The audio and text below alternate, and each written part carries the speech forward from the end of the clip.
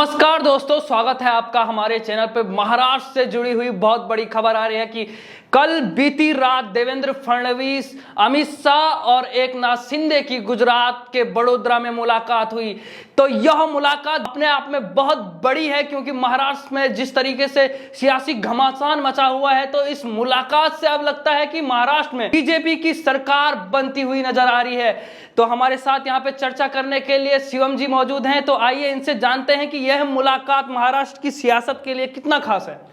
ये जो breaking news आ रही है, उद्धव ठाकरे जी जो शरद पवार जी के साथ जो कर रहे थे, उसके बाद जो ये अमित शाह जी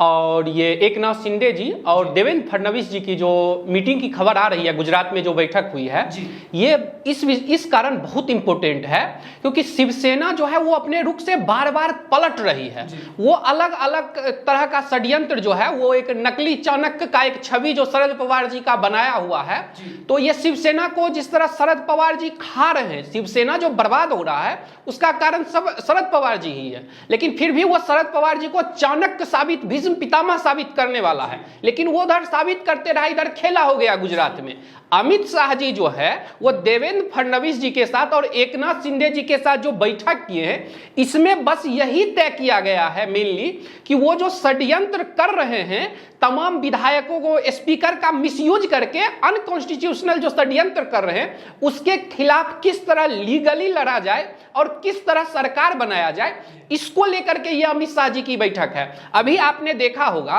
कि डिस्क्वालीफाई करने की जो कोशिश किया जा रहा है कि भाई साहब, जो शिवसेना के वास्तविक विधायक हैं, जो बाला साहब के विचार को मानते हैं, उसमें से कुछ विधायक को डिस्क्वालीफाई कर दो अपने स्पीकर के द्वारा, अपने डिप्टी स्पीकर के द्वारा। लेकिन इसको कैसे रोका जाए, ये अनकॉन्स्टिट्यूशनल है। तो जो इंटरनल रणनीति होता है, वैसे भी अमित शाह जी जो हैं उनको बहुत बड़ा रणनीतिकार बोला जाता है, और ये एक दो बार नहीं, एक कोई तुक्का मार के वो ये साबित नहीं किए हैं। अमित शाह जी का पिछला रिकॉर्ड जो है, वो रिकॉर्ड ये दिखाता है कि वो तुक्का मारने वाले चाणक्य नहीं है, वो वास्तविक रणनीति बनाने वाले चाणक्य हैं, जिन्होंने बार बार जिनका परीक्षा लिया गया और बार बार अमित शाह जी ने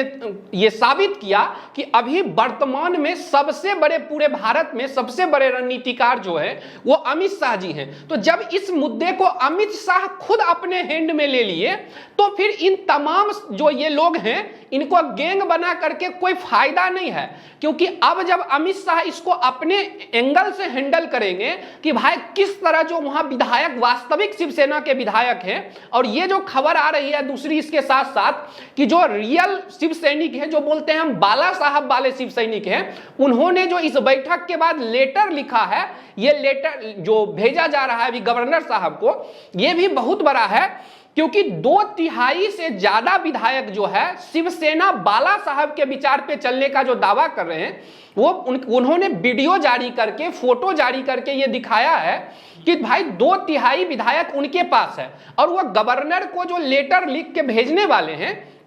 इससे ये होगा कि जब 2/3 विधायक उनके पास हैं, तो यानी ये कॉन्स्टिट्यूशनली सिद्ध हो गया कि असली शिव सैनिक वो हैं। और जब असली शिव सैनिक वो हैं और वो लेटर लिख करके गवर्नर साहब जो हैं उनको भेज रहे हैं, और अपना समर्थन जब वो वापस ले लेंगे असली शिव सैनिक, तो ये गठबंधन की सरकार बिल्कुल गिर जाएगी। और ये जो आग लगाने का ये जो धमकी दे रहे थे, अब ये इंप्लीमेंट हो गया है। पहले सिर्फ ये बोल रहे थे आग लगा देंगे, तोड़ देंगे, लेकिन अब न्यूज में दिख रहा है कि किस तरह उन्होंने आग लगाना शुरू कर दिया है। अभी नवनीत राणा जी का भी बयान आया है, उन्होंने सुरक्षा मांगी है तमाम एमएलए के परिवार को, क्योंकि जब उन्होंने भी हनुमान चालीसा पढ़ा था, तो जो उद्धव ठाकरे वाले शिव सैनिक के जो गुंडे हैं, वो उनके घर को घेर करके एक महिला के घर पे किस तरह पत्थरबाजी किए थे, वो घटना अभी भी जनता को याद होगी। तो इन तमाम षड्यंत्र को नाकाम करने के लिए ये कल जो बैठक बुलाई गई थी अमित शाह जी के द्वारा, वो इसीलिए बुलाई गई है ताकि ये जो तमाम तरह के डराया जा रहा है विधायक को कि तुम्हारे घर में आग लगा देंगे, कुछ लोगों के ऑफिस में जबरदस्ती तोड़फोड़ भी किया है, कहीं कहीं आगजनी का भी खबर आया है, और ये महाराष्ट्र की जो पुलिस है उस पे भी दबाव डाल के जो ये नकली शिव सैनिक है, इस पे कार्रवाई नहीं करने का जो दबाव डाल रहे हैं इन पे, तो इन तमाम तरह की जो रणनीति है, क्योंकि अमित शाह को सिर्फ और सिर्फ रणनीति के लिए ही जाना जाता है कि भाई वो बहुत अच्छे रणनीति बनाने वाले हैं, तो इसीलिए उनका बनाया हुआ रणनीति आज तक तो फेल नहीं हुआ है। तो ये निश्चित ही है कि भाई अब जो है ये महागठबंधन की सरकार जो है, जो वहां पे औरंगजेब को सपोर्ट करती है, जो हनुमान चालीसा पढ़ने की विरोध करती है, जो ये ट्रिपल तलाक है उसको सपोर्ट करती है, हिजाब को सपोर्ट करने वाली जो सरकार वहां महागठबंधन की है, उनकी सरकार जानी तय है। क्योंकि उनका शुरू से ही, चाहे वो हनुमान चालीसा का विषय हो, लाउड स्पीकर का विषय हो, इस तरह के जैसे वो जनता के ही नजर में गिर चुके हैं। तो जब महाराष्ट्र की जनता के नजर में ही गिर चुके हैं तो स्वाभाविक है विधायक जो है उनको भी जाकर के फिर चुनाव लड़ना है 5 साल बाद। तो इसीलिए वो विधायक जो है, वो विधायक इसीलिए अपना अगले जो चुनाव आएगा 2.5 साल बाद, तो उससे बचने के लिए कि भाई हम वोट मांगे थे हिंदुत्व के नाम पे, और ये जो हमें जनता हमसे सवाल करेगी कि जो आपने वोट मांगा हिंदुत्व के नाम पे और आप हिजाब को सपोर्ट कर रहे हो, आप जो है औरंगजेब के मजार पे, जो महाराष्ट्र की भूमि से शिवाजी आते हैं, उस भूमि पे औरंगजेब को धूल चटाने वाले शिवाजी की पूजा न करके औरंगजेब के मजार पे चादर चढ़ाने वालों को साथ आप गठबंधन कर रहे हो, जिसके कारण ही वो तमाम एमएलए वहां गए। और इसका रणनीति जो है, अमित शाह से अच्छा रणनीतिकार कोई नहीं होगा, तो इसीलिए वो ये रणनीति बनाए हैं कि जो इनका जो षड्यंत्र चल रहा है कि किसी तरह इसको डिले किया जाए। क्योंकि ये उद्धव ठाकरे जो है वो हार मान चुके थे, वो बंगला भी खाली कर दिए थे, लेकिन फिर शरद पवार जी जो तथाकथित चाणक्य हैं, उन्होंने किसी तरह उनको हिम्मत दिया कि भाई तुम इसको लंबा खींचो। तो जो ये षड्यंत्र चल रहा है शरद पवार जी के द्वारा, सोनिया जी के द्वारा, उद्धव ठाकरे द्वारा, कि किसी तरह इस विषय को लंबा लटकाया जाए, तो इसको जल्दी से जल्दी किस तरह वहां महागठबंधन की जो सरकार है वो गिरे और वहां वास्तविक शिवसैनिक और बीजेपी की सरकार वहां पे बने, इसी कारण से ये जो बैठक बुलाई गई है। और जिसका परिणाम भी दिख रहा है कि ये न्यूज आ गई है,